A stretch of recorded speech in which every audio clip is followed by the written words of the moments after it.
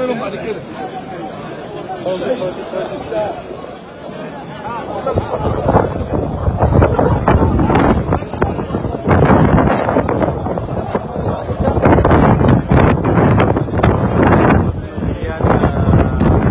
كسرت الكعبة قبل قليل بسبب الرياح الشديدة تم فتح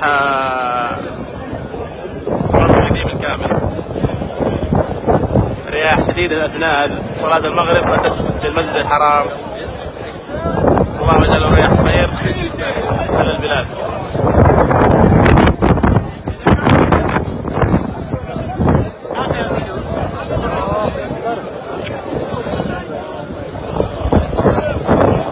اللهم افتح لنا أبواب رحمتك وعفوك. يلا يا انور. It's a cold highway and we'll see.